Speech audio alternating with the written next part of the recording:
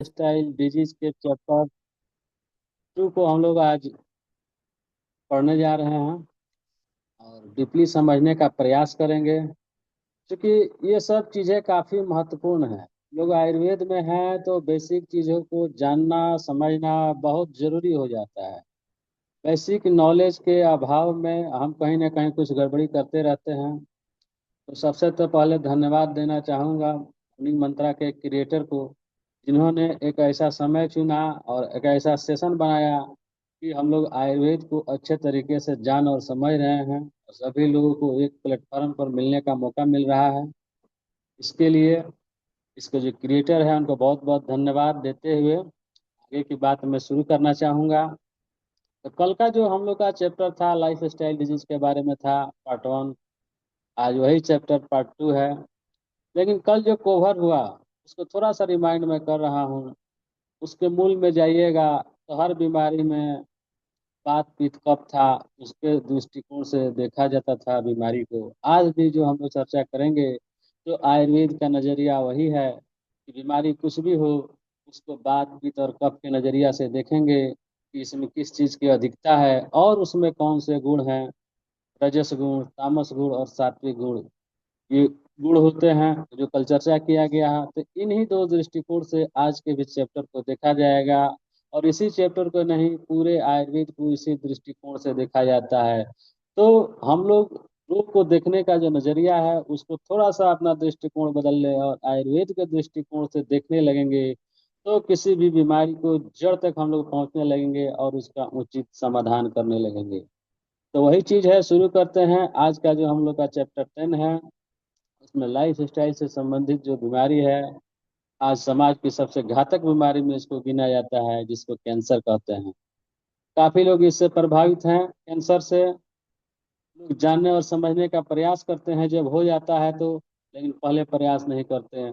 अगर पहले इसको जान लिया जाए, समझ लिया जाए और प्रिवेंट कर लिया जाए तो जाहिर सी बात है कि नौबत नहीं आएगी। आयुर्वेद में इसका प्रावधान है, उसको समझेंगे। आखिर ये बीमारी होता कैसे है पहले इसको जानते हैं। तो शरीर की जो हमारी बनावट है, ऑर्गन से हमारा शरीर बना हुआ है। विभिन्न ऑर्गन से मिलकर के एक शरीर का निर्माण हुआ है और उस ऑर्गन का जो निर्माण हुआ है वो सेल से हुआ है। नहीं तो सेल से बने, टिश्यू से बने हैं, टिश्यू से सेल बना है। तो इस सूक्ष्म चीजें जो हैं इन सबको मिल करके एक स्थूल शरीर का निर्माण हुआ है और बॉडी में सेल का बनना बिगड़ना लगा रहता है।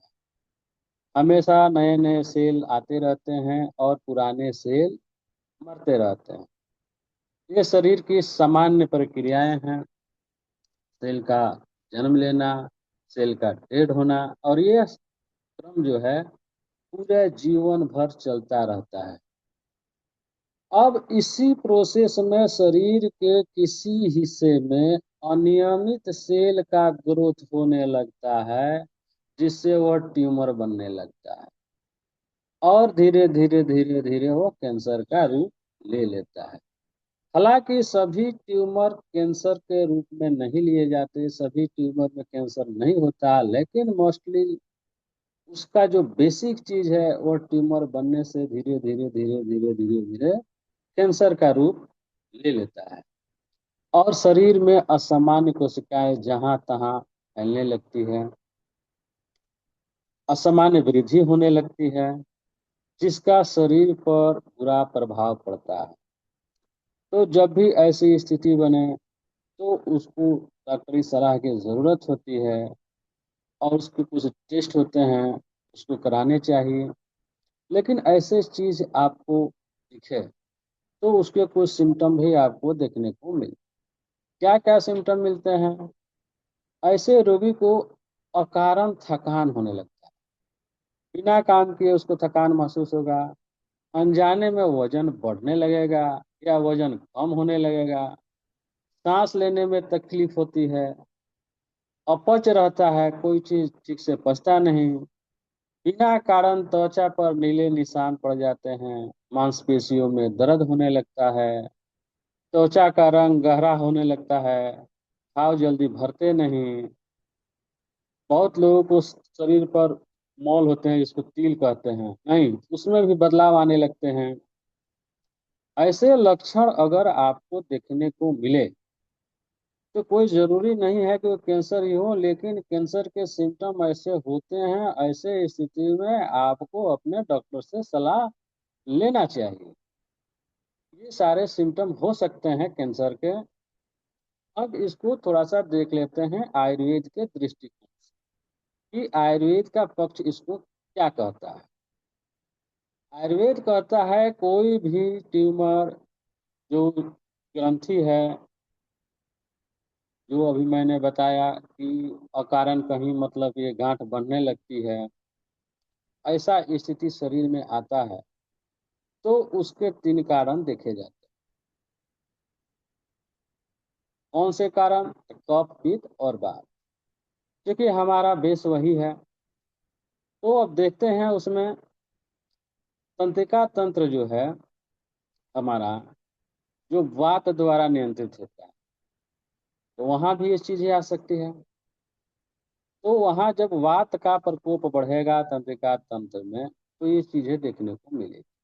या शिरा तंत्र, तंत्रिका तंत्र जिसको नर्वस सिस्टम कहते हैं और शिरा तंत्र जिसको वेनस सिस्टम कहते हैं, यह पित्त को नियंत्रित करता है। तो जब पित्त बिगड़ेगा ये समस्याएं आएंगी। धमनी तंत्र जिसको आर्टेरियल सिस्टम कहते हैं, जो कफ के द्वारा नियंत्रित होता है।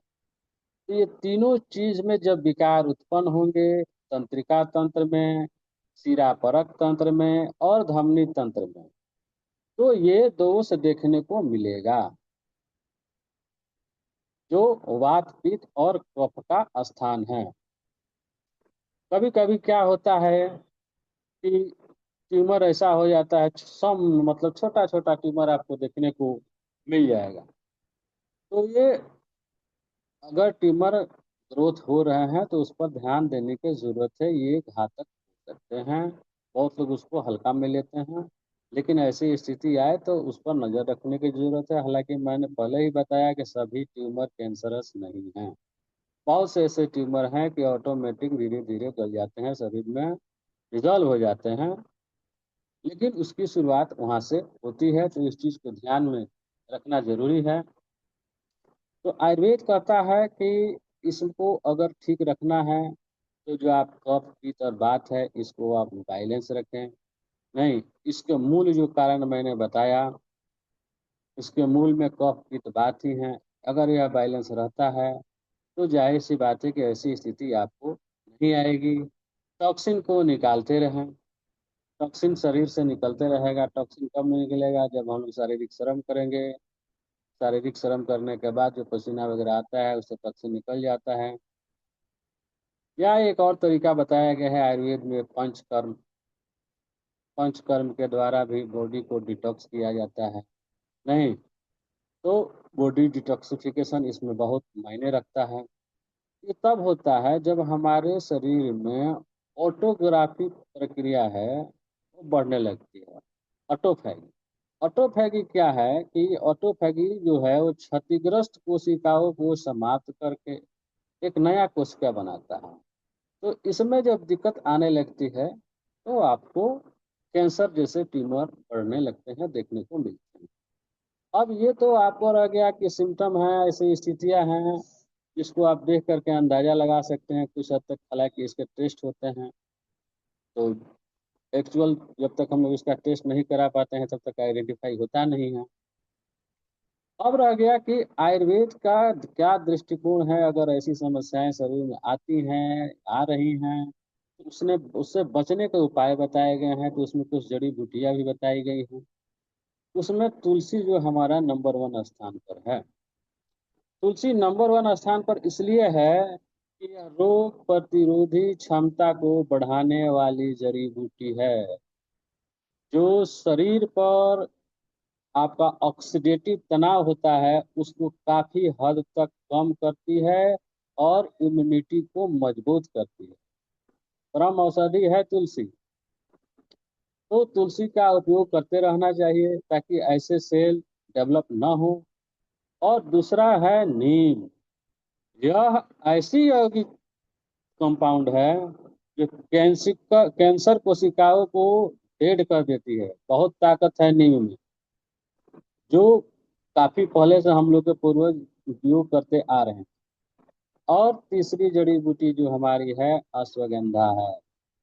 यह भी एक परम औषधि है जो तनाव से निपटने में मदद करती है और इम्यूनिटी को मजबूत करती है। तो जो जो मेडिसिन इम्यूनिटी को मजबूत करते हैं वो कैंसर रोधी हैं। गिलोय भी है, इसको अमृता कहा गया है। शरीर से विषैले पदार्थ को निकाल देती है, डिटॉक्सिफिकेशन करती है। और एक जड़ी बूटी है जो काफी महत्वपूर्ण है, जिसे हल्दी के रूप में हम लोग जानते हैं। यह सूजन रोधी है, जिसको एंटी इंफ्लामेटरी कहते हैं। यह एंटी इंफ्लामेटरी गुणों के कारण जानी जाती है। तो हमने देखा कि हमारी जो औषधियां हैं, इसमें तुलसी, नीम, अश्वगंधा, गिलोय और हल्दी, ये कैंसर रोधी जड़ी बूटियां हैं। तो इसका सेवन तो हम लोग पहले से कर रहे हैं, इसके बारे में जान रहे हैं। लेकिन आज एक ज्ञान हुआ कि कैंसर जैसी घातक बीमारियां को भी यह रोक सकती है, प्रभावित कर सकती है। इसलिए इसका महत्व और बढ़ जाता है। तो हम चाहेंगे कि चैट बॉक्स में आप लोग फटाफट वैसे मेडिसिन का नाम लिखें जो हमारे डॉक्टर नेचर वेलनेस में है, जिसमें तुलसी, नीम, अश्वगंधा और हल्दी है, ताकि हम लोगों का कंसेप्ट क्लियर होते चले। आप लोग की तरफ से भी जवाब आएगा तो चैप्टर अच्छा तरीका से हम लोग निपटाने का प्रयास करेंगे। फटाफट चैट बॉक्स में वैसे मेडिसिन को लिखें जिसमें तुलसी, नीम, अश्वगंधा, गिलोय और हल्दी पाए जाते हैं। मजा आएगा सेशन में। तब तक आगे बढ़ते हैं। अब अगला जो हमारा बीमारी है, बिल्कुल पंच तुलसी, नीम, गिलोय, तुलसी, अच्छे जवाब आ रहे हैं।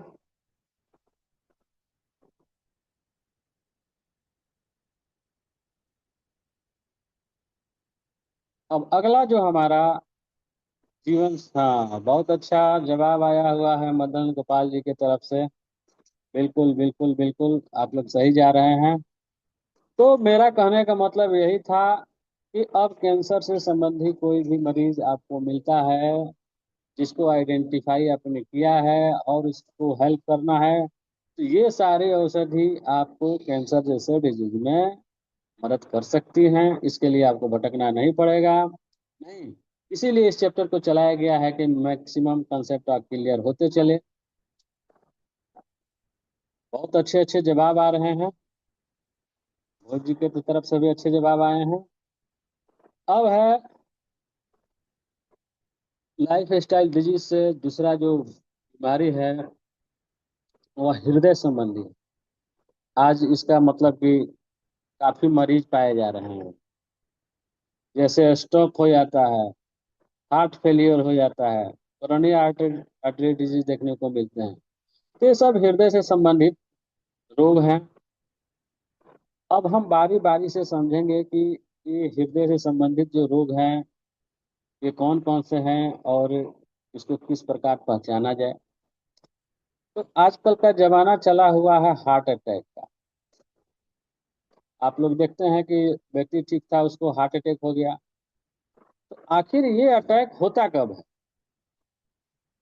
तो जब हम लोग का रक्त वाहिकाएं हैं उनमें रुकावट आ जाती है, जिसको ब्लॉकेज कहते हैं। हृदय की मांसपेशियों में रक्त की आपूर्ति सीमित कर देती है, जिससे हार्ट अटैक आ जाता है। नॉर्मल सी बात है। ब्लड का सप्लाई सही ढंग से नहीं होता है। अब दूसरा हार्ट से संबंधित बीमारी है कि स्ट्रोक हो जाता है आदमी। अब स्ट्रोक क्या है, थोड़ा सा इसको समझेंगे, ये कहाँ होता है। स्ट्रोक एक और बीमारी है जो रक्त की आपूर्ति में रुकावट के कारण तो होती है, लेकिन इस बार जो इससे अंग प्रभावित होता है वो होता है ब्रेन, हार्ट नहीं होता है। अभी हार्ट अटैक में प्रभावित हार्ट हुआ था, लेकिन यहाँ स्ट्रोक में प्रभावित होता है आपका ब्रेन। इससे मस्तिष्क को नुकसान पहुंचता है।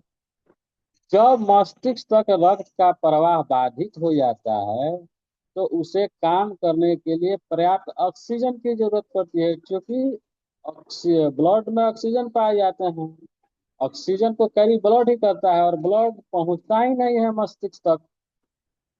तब मस्तिष्क को काम करने में दिक्कत हो जाता है, उसकी कार्य प्रणाली बाधा होने लगती है। तो ऐसे स्थिति में आपको स्ट्रोक हो जाता है, और ब्रेन आपका शिकार हो जाता है। कभी कभी लीकेज भी उसमें हो जाता है। तो आपका जो तंत्रिका तंत्र है अगर सही ढंग से काम करता है तो ब्रेन तक पहुंचाएगा रक्त को, ऐसी स्थिति नहीं आएंगी। तो स्ट्रोक का सामना करना पड़ सकता है अगर आपका तंत्रिका तंत्र सही काम नहीं कर रहा है। और तीसरा चीज क्या होता है, हार्ट की बीमारी, हार्ट फेल हो जाता है। अब क्या है, हार्ट फेल कब होता है? यह एक ऐसी स्थिति है जिसमें हृदय पूरे शरीर में प्रभावी ढंग से रक्त पंप करने में असमर्थ हो जाता है। इसकी पहचान इससे भी होती है कि रक्त शरीर में सही ढंग से संचरित नहीं हो पाता है, और इसके कारण फेफड़े में तरल पदार्थ, जिसको फ्लूइड कहते हैं, जमा हो जाता है, जिससे सांस लेने में तकलीफ होने लगती है। इस स्थिति में धमनियों का संकुचित हो जाना या हाई ब्लड प्रेशर हो जाना, ऐसी स्थिति देखने को मिलती है। तब जाकर के आपका हार्ट फेलियर हो जाता है। तो ये तो हार्ट से संबंधित बीमारियां रही, तीनों चीज, हार्ट फेलियर, स्ट्रोक। तो अब आगे क्या होता है कि अब इसमें थोड़ा सा हम आयुर्वेदिक दृष्टिकोण देखेंगे। ये तो रह गई बीमारियां की, आयुर्वेद इसके संबंध में क्या करता है। तो हार्ट संबंधी जो भी बीमारियां हैं उसको आयुर्वेद कहता है कि यह हृदय रोग है, हृदय रोग का श्रेणी में इसको रखता है। तो ह का मतलब हो गया कि जो शरीर से रक्त खींचता हो, और द का मतलब जो देता हो। तो हार्ट का तो यही काम है कि दूषित ब्लड को शरीर के अंदर लाना और उसको फिल्टर करके देना, इसीलिए उसको हृदय कहा गया है। आयुर्वेद के अनुसार हृदय रक्त कफ का सार है। हृदय की जो गतियां हैं, जिसको व्यान वायु कहा गया है, कफ पित्त वात में जो वायु का एक प्रकार है, उसमें एक व्यान वायु भी है। तो उसको व्यान वायु जो है नियंत्रित करता है। नहीं,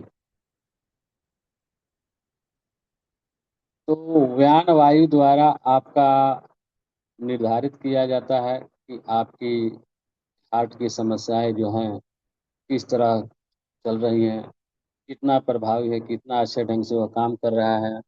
आयुर्वेद के दृष्टिकोण से यह आपको स्वस्थ रखने में मदद करता है।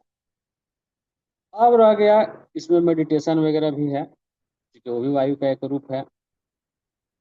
अब हृदय संबंधी जो भी बीमारियां होती हैं उसके लिए भी आयुर्वेद में कुछ जड़ी बूटियां पहले से बताई गई हैं। उसका उपयोग करना अति आवश्यक होता है। हम लोग स्वस्थ रहें तभी से, ताकि ऐसी स्थितियां उत्पन्न न हो। तो इसमें जो जड़ी बूटी सुझाई गई है उसमें से नंबर 1 पर आती है अर्जुन। यह जड़ी बूटी अपने आप में बहुत लाभकारी गुण लिए हुए है। यह हार्ट की प्रसिद्ध औषधि है, काफी लोकप्रिय भी है, इसके सभी लोग जानते हैं। इसमें अर्जुन के पेड़ के छाल का पाउडर का उपयोग किया जाता है पहले से ही। बहुत लोग चाय में डाल करके पहले से पीते आ रहे हैं, बहुत लोग उसकी दवा बना करके लेते हैं। मैंने किसी रूप में अगर अर्जुन का छाल का पाउडर का प्रयोग किया जाए, अर्जुन का जड़ी बूटी का उपयोग किया जाए, तो हमारे कोलेस्ट्रॉल लेवल को कम करता है, हृदय को स्वस्थ रखता है, और हृदय की कार्य प्रणाली को ठीक ठाक संचालन करने में बहुत अच्छा मदद करता है। तो हार्ट के लिए अर्जुन की जो छाल है, अर्जुन का जो पाउडर है, वो बहुत अच्छा काम करता है।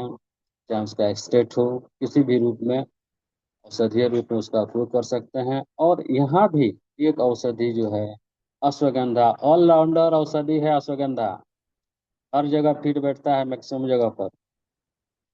यह क्या करता है, यह आपके तनाव को दूर करता है। अश्वगंधा को सभी लोग जानते हैं कि माइंड को रिलैक्स करता है, और माइंड जब रिलैक्स होगा तो हार्ट पर उसका प्रभाव पड़ता ही पड़ता है।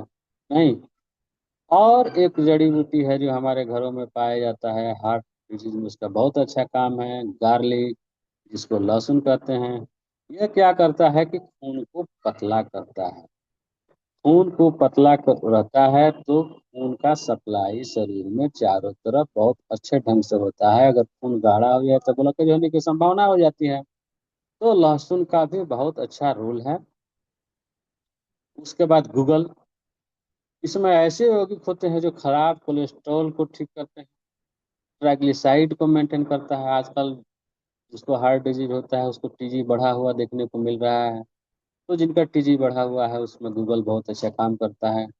और एक और औषधि तुलसी, जिसको हमने कहा, यह भी हार्ट डिजीज में अच्छा काम करती है। यह भी खराब कोलेस्ट्रॉल को ठीक करती है। उच्च रक्तचाप होता है, हाई ब्लड प्रेशर जिसको कहते हैं, उसको ठीक करने में काम करती है।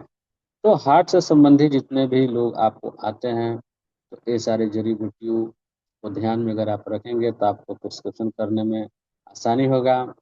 तो इसमें हमने देखा हार्ट से रिलेटेड जड़ी बूटियाँ जो हैं, उसमें अर्जुन है, अश्वगंधा है, लहसुन है, गूगल है और तुलसी है।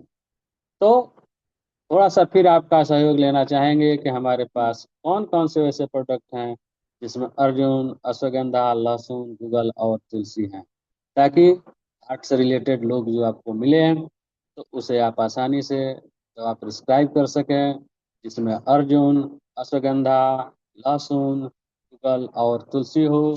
ये सारे औषधि मिल करके आपको हार्ट डिजीज से रोक सकते हैं, एक अच्छे रिजल्ट दे सकते हैं। और इन सब के योग से बना हुआ प्रोडक्ट आपके डॉक्टर नेचर वेलनेस में है, जिसके मदद से आप बेहतर से बेहतर लाभ ले सकते हैं। तो चैट बॉक्स में लिखते जाइए। तब तक अगला शुरू करते हैं। श्वास से संबंधी बीमारियां, ये भी देखिए लाइफ स्टाइल डिजीज में आजकल इसके मरीज काफी पाए जाते हैं। आज का जो चैप्टर है बेहद खास है, क्योंकि ये सारे लोग आपको देखने को मिलेंगे। यही यही लोग तो आते हैं ट्रीटमेंट कराने के लिए। बहुत अच्छा मदन गोपाल जी का आ रहा है जब आप, तो ये सारे रोग से ग्रसित लोग ही मिलेंगे और हम लोग उस समय कंफ्यूज होते हैं कि इनको कौन सी दवाई दी जाए। तो दवा तो छोड़िए, आप उसका जड़ी बूटी जानिएगा कि कौन सा काम करता है, तो आप कोई भी दवा आपके पास होगा तो आपको कंपोजिशन दे करके आप दे देंगे। और आपको मतलब कि याद नहीं रखना पड़ेगा। केवल आप जड़ी बूटियों को जाने, तो किसी प्रकार का आपको दवा दिया जाए आप सिलेक्शन करने में माहिर हो जाएंगे। जो डॉक्टर हैं किसी भी दवा से अपना सिलेक्शन क्यों कर लेते हैं? क्योंकि उनको बेसिक कंपोनेंट्स के बारे में मालूम होता है कि कौन सी बीमारी में कौन सी जड़ी बूटी काम करती है।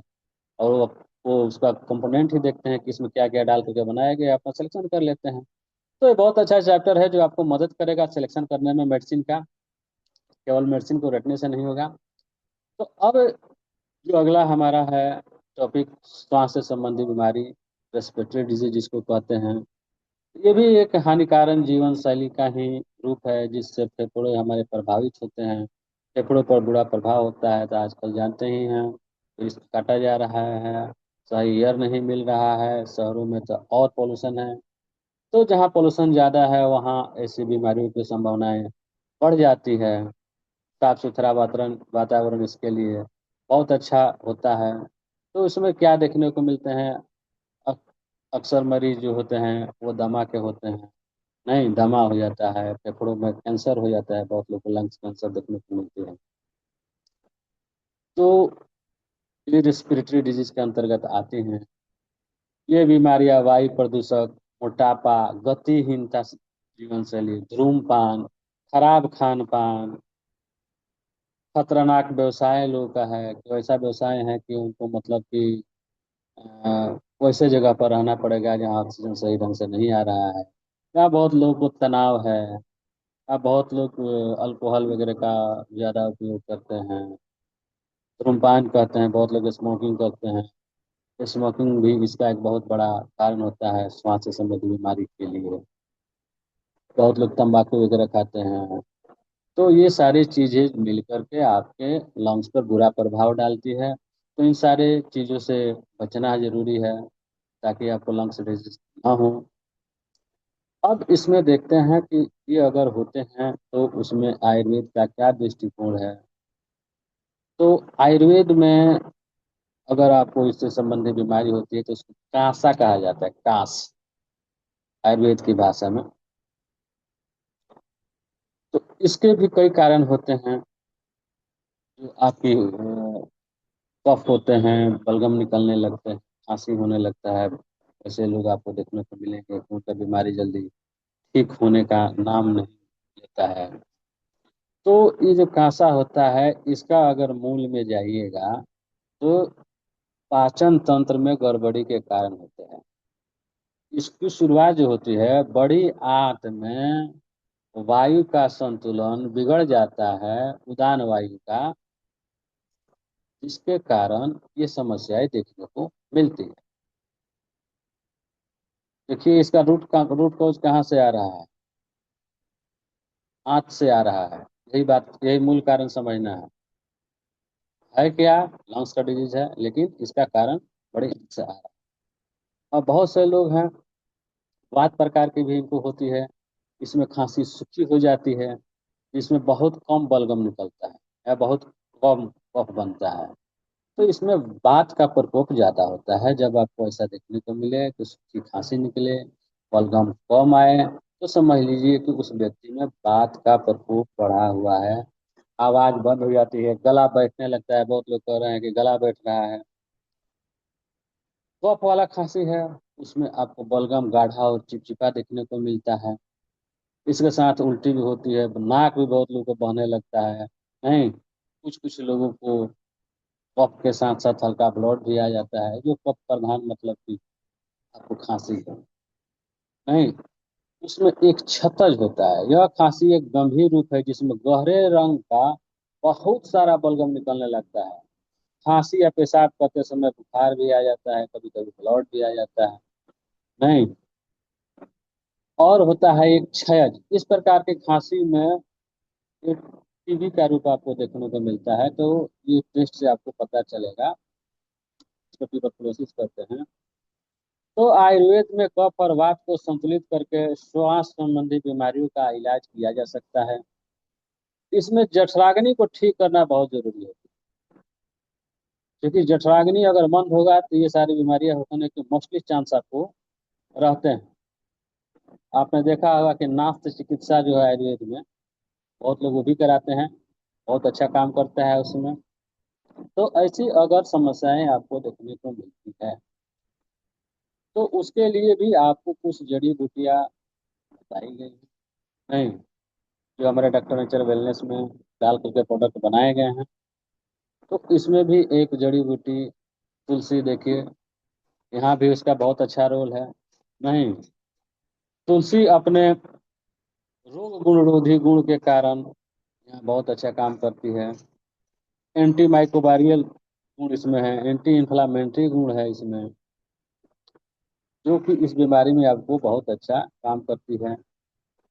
रेस्पिरेटरी सिस्टम में जब भी गड़बड़ी आए तो तुलसी का एक बहुत अच्छा रोल होता है। कफ बढ़ जाए उसमें भी तुलसी का बहुत अच्छा रोल होता है। बुखार भी होता है, उसमें तुलसी का बहुत अच्छा रोल होता है।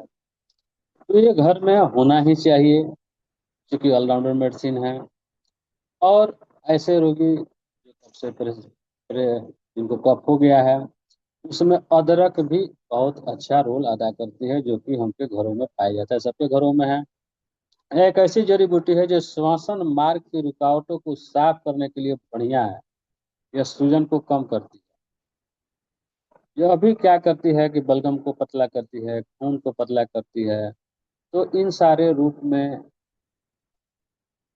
इसका काम बहुत अच्छा है। अदरक का पहले से हम लोग सेवन करते आ रहे हैं, अदरक का चाय वगैरह लोग पीते हैं, तो ब्लड को पतला करने में, कफ को पतला करने में, कफ पतला होता है तो बाहर निकल जाता है। अदरक का बहुत अच्छा रोल है। हल्दी एंटी इन्फ्लामेटरी है। ऐसे रोगों में हल्दी बिल्कुल सटीक काम करती है, क्योंकि हल्दी में एंटीऑक्सीडेंट गुण होते हैं। और जहाँ भी एंटीऑक्सीडेंट गुण है वह सूजन को कम करता है। साथ साथ उसमें एंटी इंफ्लामेटरी गुण भी होते हैं, जो फेफड़ों की रक्षा करता है और समग्र कार्य प्रणाली को सुधारता है। पूरा बॉडी पर उसका प्रभाव पड़ता है हल्दी। तो अदरक के साथ साथ हल्दी का भी बहुत अच्छा रोल है। और एक जड़ी बूटी है जिसको अडुसा कहते हैं। तो यह एक शक्तिशाली जड़ी बूटी है जिसका उपयोग बहुत पहले से सर्दी में, खांसी में, यहाँ तक कि दमा में किया जाता है, अभी भी किया जाता है। बहुत लोगों को होता है कि बहुत सारे बलगम आ रहे हैं, अतिरिक्त बलगम आ रहे हैं। तो जिनको बहुत सारे बलगम आते हैं उनमें अडुसा का बहुत अच्छा रोल होता है।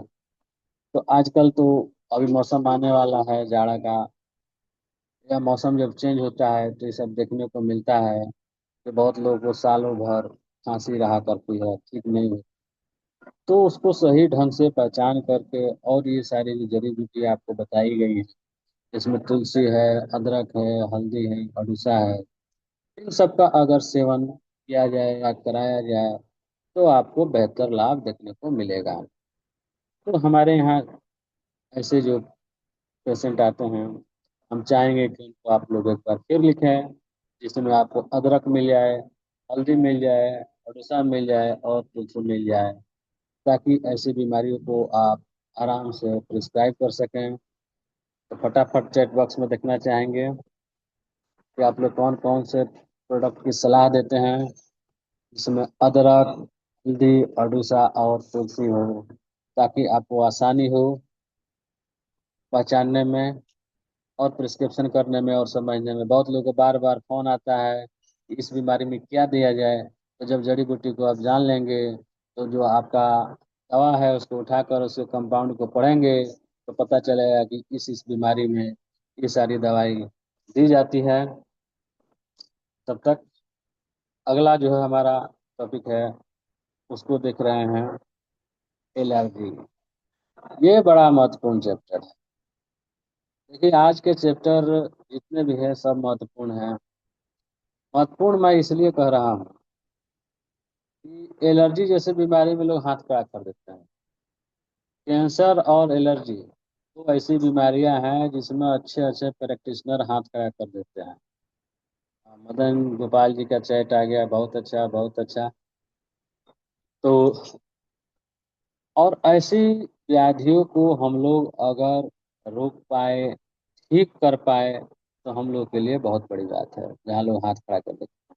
बहुत सारे पेशेंट का एलर्जी मैंने ठीक किया है जो कहीं से नहीं ठीक हुआ है। तो हमारी जो औषधि है जो अभी हम बताएंगे आपको, उसमें कौन कौन सी औषधियाँ काम करती है, अगर आप उस पर बिलीव करते हैं और देते हैं तो किसी प्रकार के एलर्जी से आपको मदद मिल सकता है, लोगों को मदद पहुंचा सकते हैं।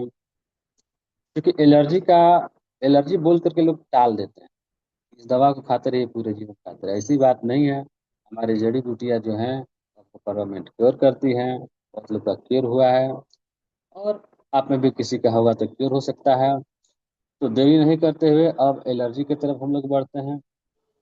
ये भी जीवन शैली संबंधी ही बीमारी। अब इस चैप्टर को जब हम लोग देखेंगे तो इसमें मेन फोकस आपको मिलेगा माइंड, नहीं तो जीवन संबंधी बीमारी है।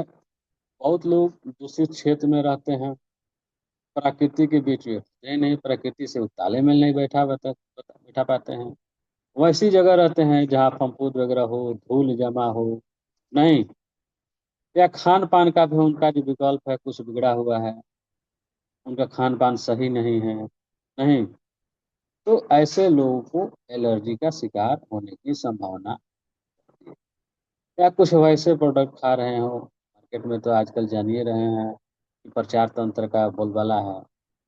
तो मार्केट से खरीद करके वैसे चीज़ें लोग खा रहे हैं जो उनको एलर्जी पहुंचा सकती है। तो इन सब चीज़ों से बचना है और इसको पहचानना है एलर्जी जो है वो क्या लक्षण देती है। तो एलर्जी के कारण क्या होता है, बहुत लोगों को छींक आने लगती है, बहुत लोग को खुजली होने लगता है, बहुत लोगों को मानसिक विकार हो जाता है, तनाव में रहने लगते हैं। तो ये सारे सिम्टम आपको देखने को मिलते हैं। खास करके कठिन तब हो जाता है जब एलर्जी का पेशेंट मानसिक विकार से ग्रसित, उस समय उसको समझना, इलाज करना काफी कठिन हो जाता है। नॉर्मल तो मान लेते हैं मौसम बदलने वगैरह से एलर्जी होता है तो तत्काल ठीक हो जाता है। उसमें बहुत माइंड नहीं लगाना पड़ता है। लेकिन अगर इसके डीप में जाइएगा, मैंने पहले ही बताया कि मेंटल सिस्टम का इसका बहुत बड़ा योगदान है, जिनको भी एलर्जी है। और मेंटल सिस्टम पर जो व्यक्ति काम कर लिया, वह किसी भी डिजीज को हरा सकता है, क्योंकि सारी बीमारियों का जड़ माइंड। ये माइंड, ये आपका हेड ऑफिस है, यहीं से सारा चीज संचालित होता है। तो कुछ भी हो जाए, कोई भी अंग प्रभावित हो, माइंड प्रभावित नहीं होना चाहिए। माइंड इसका प्रभावित हो गया, उसको बहुत स्ट्रगल करना पड़ेगा बीमारी से उभरने। माइंड जिसका सही है, कोई भी बीमारी हो, कितना खतरनाक से खतरनाक बीमारी हो, माइंड बैलेंस करने की क्षमता रखता है, अपने आप में ठीक करने की क्षमता रखता है। तो इसमें पहला प्रभाव जो पड़ता है वो माइंड पर ही पड़ता है। इसीलिए जो भी बीमारी जिसका प्रभाव आपको माइंड पर पड़ रहा है, उससे सचेत रहने की जरूरत है। कारण क्या है कि जिस तरह शरीर हमारा बीमार पड़ता है और उसका लक्षण दिखता है, उसी तरह हमारा मन भी बीमार पड़ता है, लेकिन हमको लक्षण दिखाई नहीं देते। देखिए कितनी सूक्ष्म बातें हैं। शरीर की तरह मन बीमार पड़ता है, लेकिन उसका लक्षण आपको दिखाई नहीं देता है, पहचान भी नहीं पाता है। नहीं, अब हम लोग आज उसको पहचानेंगे कि मन हमारा बीमार है तो क्या क्या सिम्टम देगा। नहीं, मन हमारे अस्तित्व का एक महत्वपूर्ण हिस्सा है, जो दिखाई तो नहीं देता है, लेकिन इसका बहुत बड़ा रोल है। जिससे शरीर के बाकी हिस्सों को हम तरोताजा रखते हैं, उसी तरह इसको भी तरोताजा रखना जरूरी है, और इसको भी रिलैक्स देना जरूरी है। इसको भी रिलैक्सेशन के लिए थोड़ा सा निष्क्रिय होना पड़ता है, रेस्ट देना पड़ता है, जीवन शैली की जिम्मेदारियों को कम करना पड़ता है। बहुत सारे लोग बहुत सारी जिम्मेवारियां लेकर के चलते हैं। एक्स्ट्रा जिम्मेवारी लीजिएगा तो आपको एक्स्ट्रा स्ट्रेस होगा, एक्स्ट्रा तनाव होगा, तो जिसका प्रभाव आपके माइंड पर पड़ेगा। तो तनावपूर्ण जिंदगी नहीं लेकर के सौम, आरामदायक, रिलैक्सेशन मूड में रहना जरूरी है। नहीं तो आप मानसिक रोग के शिकार हो सकते हैं, एलर्जी के शिकार हो सकते हैं। इसमें मानसिक और भावनात्मक दोनों गुण काम करते हैं। तो इसका भी सिम्टम आपको शरीर में देखने को मिलेंगे। जो लोग मानसिक रोग से ग्रसित हो रहे हैं या ग्रसित हैं, तो देखिए उनको पहचान कैसे किया जाएगा। उनको सबसे पहले इंसोमिनिया के शिकार होते हैं, अनिद्रा के शिकार होते हैं। तो जो लोग कहते हैं कि मुझे नींद नहीं आती, तो आप समझ लीजिए कि उनका मेंटल हेल्थ बिगड़ रहा है। या डिप्रेशन में जो लोग चले जाते हैं, तो उनका मेंटल हेल्थ का साइन है। मेंटल हेल्थ जो उनका है वो बिगड़ रहा है या बिगड़ चुका है। बहुत लोग कहते हैं कि हमको मूड स्विंग है, वो भी आपका मेंटल हेल्थ का ही उदाहरण है।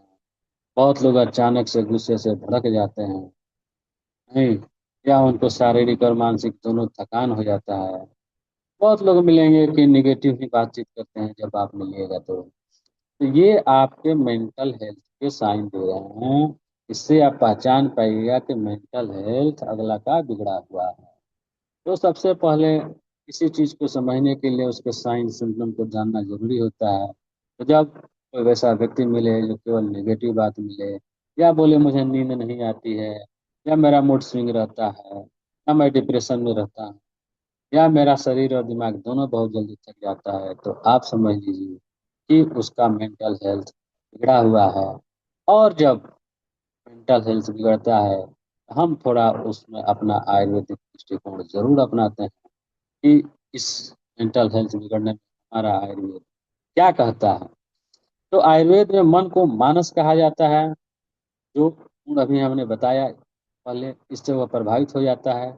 और मानस गुण जब प्रभावित होता है, तो कल का चैप्टर जो बताया गया था कि रजस, तामस और सत्व गुण जो तीनों हैं, उनका बैलेंस बिगड़ा होता है, तब यह आपको सिम्टम देखने को मिलते हैं।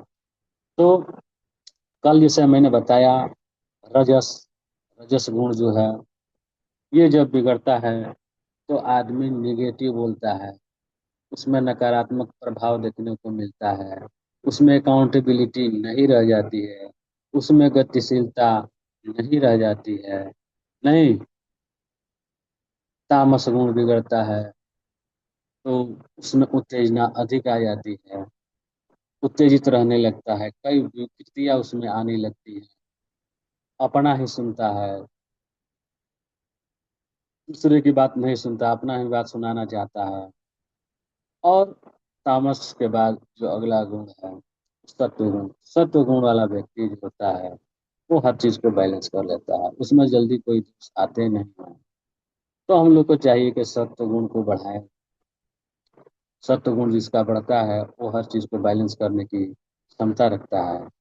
नहीं, तो मानसिक बीमारियों की उपस्थिति को पहचानना बहुत जरूरी है। इसमें कुछ चीज को मैं आपको बता रहा हूँ, ब्रीफ करना चाहूंगा, जिसमें आपको चित्त उद्वेग कहा गया है। चित्त उद्वेग क्या है? इसमें एंजाइटी देखने को मिलती है। तो लोग कहते हैं हमको एंजाइटी है, पेन है, तो समझ लीजिए उसको आयुर्वेद के हिसाब से चित्त उद्वेग है। बहुत लोग भ्रमित रहते हैं, डिसीजन नहीं ले पाएंगे। आप कुछ कहिएगा तो टालते जाएंगे, उनका फाइनल डिसीजन नहीं रहेगा, उसको भ्रम की स्थिति कहते हैं। तो ये सब मानसिक रोग के लक्षण हैं। बहुत लोग को तंद्रा हो जाता है, यानी सुस्ती आने लगता है, चक्कर आने लगते हैं, ये भी मानसिक सिम्टम है। अभी मैंने बताया कि बहुत लोगों को अवसाद हो जाता है, डिप्रेशन हो जाता है, ये भी मानसिक रोग के लक्षण है। मद कहा गया है आयुर्वेद में। मद का मतलब होता है बहुत लोगों को स्पष्टता की कमी होती है, लेक ऑफ क्लियरिटी होता है। वो किसी भी चीज में क्लियर नहीं होते हैं, आगे पीछे होते हैं। तो आगे पीछे जो होते हैं उनका माइंड सिम्टम कहीं ना कहीं बिगड़ा हुआ है, सही ढंग से उनका काम नहीं कर पाता है। नहीं। और मदातय होते हैं। तो मदातय में क्या है कि बहुत लोग नशा वगैरह में रहते हैं, उनको मादकता कहते हैं। तो ऐसे ही उनका माइंड सिस्टम बिगड़ जाएगा। जो लोग हमेशा नशा करेंगे तो वो देखने को ऊपर से ही सब मालूम हो जाता है कि नहीं ये नशा वाला व्यक्ति है, तो इसका माइंड सिस्टम बिगड़ा हुआ है, या नशा ले लिया है तो माइंड सही ढंग से काम नहीं करेगा। तो ये सारी चीजें जब आपको देखने को मिले, तो ऐसे चीजों में थोड़ा सा आयुर्वेद जो है अपना क्या कहता है, आयुर्वेद का जो दृष्टिकोण है उसमें क्या कहा गया है उसको थोड़ा सा देखते हैं। समय बहुत कम रहा है। तो ऐसे मरीजों को आत्मविश्वास बढ़ाना चाहिए। नकारात्मक जो विचार हैं उनको धीरे धीरे खत्म करना चाहिए। ऐसे लोगों को जाप के या ध्यान के लिए, मेडिटेशन के लिए कहना चाहिए, नहीं उपवास के लिए कहना चाहिए। इसका सकारात्मक प्रभाव उनके शरीर पर पड़ेगा। नहीं, शोधन करना चाहिए और समन करना चाहिए। सत्य विचार उनके दिमाग में डालना चाहिए ताकि उनका आत्म कॉन्फिडेंस बढ़े। जब तक कॉन्फिडेंस लेवल नहीं बढ़ेगा, जब तक उनके विचार अच्छे नहीं होंगे, तब तक माइंड सिम्टम को ठीक करना बहुत मुश्किल हो जाता है। और ऐसे लोगों को योग का भी सलाह दिया जा सकता है। तो हम लोग समझते हैं योग का अर्थ जो है वो केवल शारीरिक नहीं है। योग का मतलब मानसिक भी होता है। नहीं, मानसिक प्रभाव भी पड़ता है योग का। तो ये सारी चीजें जो हैं इनकी मदद करके हम लोग रोगी को लाभ पहुंचा सकते हैं। उनको शांत रहने के लिए कह सकते हैं, ईमानदार रहने के लिए कह सकते हैं, क्रोध और घृणा को कह सकते हैं कि उसको छोड़ दीजिए, ईर्ष्या किसी से मत कीजिए, शराब का पालन मत कीजिए, लालच में मत पड़िए। नहीं, अनुशासन जीवन शैली अपनाइए। दिनचर्या ऋतुचर्या के हिसाब से जीवन शैली अपनाने की सलाह हम दे सकते हैं। तो इससे क्या होगा कि उनको बहुत मदद मिलेगा। तो ये तो सारे क्रियाकलाप रहेंगे। अब फिर हम आ जाते हैं कि ये चीज़ अगर देखने को मिल रहे हैं व्यक्ति व्यक्ति में, तो हम अपने तरफ से उनको क्या लेने की सलाह देंगे। हमारा दृष्टिकोण क्या होगा कि कौन कौन से जड़ी बूटी वे लें जिसका सकारात्मक प्रभाव उनके शरीर पर पड़े और उनका एलर्जी जो है ठीक हो, क्योंकि एलर्जी बहुत गंभीर समस्याएं हैं। इसके काफ़ी मरीज आपको देखने को मिल जाएंगे। तो इसमें भी जो आपकी जड़ी बूटी है वो अश्वगंधा है, बहुत अच्छा रोल है। आप जानते हैं माइंड को शांत करता है, तनाव को ठीक करता है। तो अश्वगंधा जो है माइंड को रिलैक्स करता है। तो रिलैक्स करने के कारण क्या होता है, उनमें जो अवसाद होता है, डिप्रेशन होता है, इंसोमिनिया होता है, नहीं, मस्तिष्क में इन्फ्लामेशन होता है, तो ये सारे चीज को अश्वगंधा अकेले कंट्रोल कर लेता है। तो मैंने पहले ही बताया कि अश्वगंधा विभिन्न जगह पर बहुत ही अच्छी औषधि है। इसको आप अच्छी तरह से यूज कर सकते हैं, बहुत जगह काम आएगा। एक अश्वगंधा अगर कोई बराबर लेते रह रहा है तो बहुत सारी बीमारियों से बच सकता है, उसमें उतने सारे गुण हैं। उसके बाद इसका जो अगला जड़ी बूटी है वो ब्राह्मणी है। यह भी एक शक्तिशाली जड़ी बूटी है जो मस्तिष्क के कार्य को सुधारने में मदद करता है। तनाव, चिंता, याददाश्त की कमी, मूड में बदलाव, जो मूड स्विंग लोग कहते हैं, नहीं, उसको कंट्रोल करने में इसका बहुत अच्छा रोल है। और सबसे गंभीर बीमारी एक जो होती है माइंड की, जिसको हम लोग में भी कहते हैं एपिलेप्सी कहते हैं। एपिलेप्सी जो है उसमें इसका बहुत अच्छा रोल होता है, कंट्रोल करता है। उसके बाद हल्दी है। मैंने पहले ही बताया कि इसमें एंटी इंफ्लेमेटरी गुण है हल्दी में। और भृंगराज है, भृंगराज भी बहुत अच्छा जड़ी बूटी है। यह एक ऐसी जड़ी बूटी है जिसके उपयोग से त्रिदोष, देखिए कफ की तरबात तीनों के बैलेंस कर लेता है। शंखपुष्पी, उसके बाद शंखपुष्पी के बाद जो आपका जड़ी बूटी है वो ब्राह्मणी है। ब्राह्मणी जो है वो भी आपकी एक अच्छी मेडिसिन है माइंड को रिलैक्सेशन करने के लिए।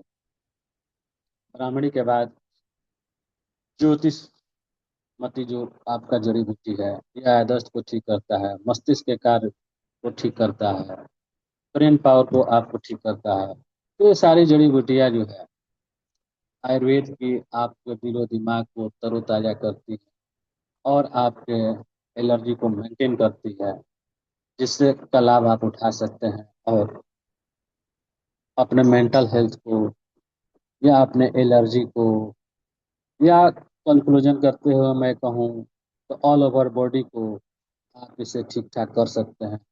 ये सारी सभी जड़ी बूटियाँ आपके लिए बहुत उपयोगी है। तो देरी नहीं करते हुए चाहेंगे कि आप लोग भी लिखें, जिसमें ये सारी औषधियाँ हैं, जिसमें शंखपुष्पी हो, ब्राह्मणी हो, भृंगराज हो, अश्वगंधा हो, नहीं, ताकि आप लोग एलर्जी और मेंटल हेल्थ के लिए इसे रिकमेंड कर पाएँ। मैंने हूबहू उसी तरह रखने का प्रयास किया है जिस तरह आदरणीय टीपी तिवारी ने अपने किताब में बातों को रखी है। तो मैंने जहाँ तक प्रयास किया है कि उन्हीं की बातों को, उनके शब्दों को आप तक पहुँचाया जाए। अब आप लोग अपना इस रिएक्शन देंगे कि कहाँ तक मैं सफल रहा हूँ। और ज़्यादा देरी नहीं करते हुए मैं अपनी बातों को यहीं पर विराम देना चाहूँगा। Thank you very much everyone. Thank you ma'am.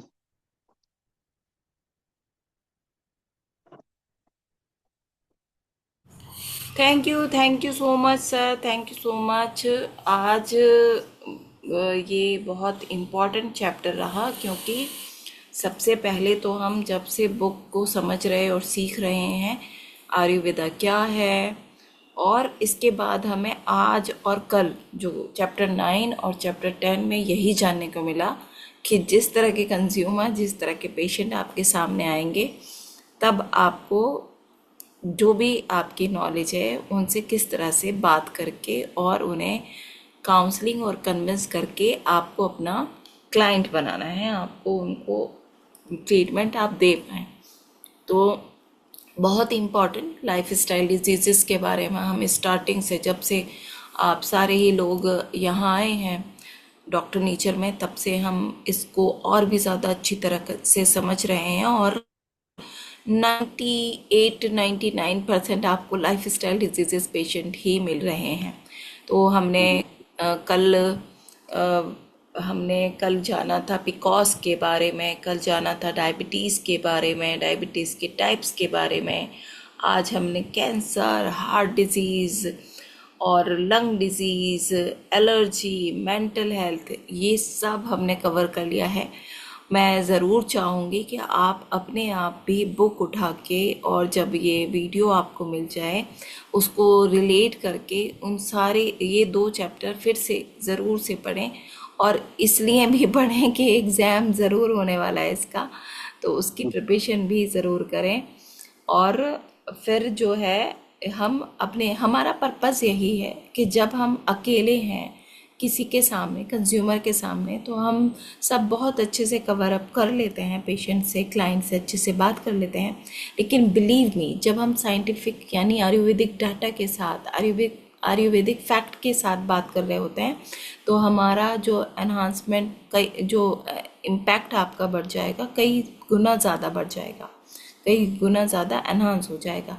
तो ये बहुत ज़्यादा इम्पोर्टेंट रहा। मैं बहुत बहुत ज़्यादा हर किसी के तरफ से डॉक्टर एस के यादव सर को थैंक यू करना चाहूँगी, और इसलिए भी कि जो मेन चैप्टर उन्होंने हमें बहुत अच्छे से, कल भी चैप्टर 8, चैप्टर 9, चैप्टर 10 हमें बताया, तो हमें और भी बेहतर तरीके से ये समझ में आया है। तो बहुत बहुत thank you sir. Thank you. और हम सब की यही रेस्पॉन्सिबिलिटी बन जाती है कि अपने ग्रुप में जाके, चैतन्य जीवन में जाके सर के लिए हम ज़रूर लिखेंगे। और ज़रूर से प्लीज़ 2 दिन उन्होंने हमारे लिए दिए हैं, तो दोनों दिन के लिए ज़रूर से थैंक यू लिखिए। और फिर कल मिलते हैं एक और अच्छे से स्पीकर के साथ, जो हमें बहुत अच्छे से बताने वाले हैं आगे के चैप्टर्स के बारे में। और इसको आगे 2-3 दिन जितने भी टाइम लग रहा है, बुक को पूरा करके, और फिर हम सब मिलके एग्ज़ाम की भी प्रिपरेशन करते हैं। थैंक यू सो मच सब लोगों का साथ में बने रहने के लिए। ग्रुप पे जाके सर के लिए ज़रूर से हम लोग लिखेंगे। Thank you so much. Thank you sir. Thank you ma'am.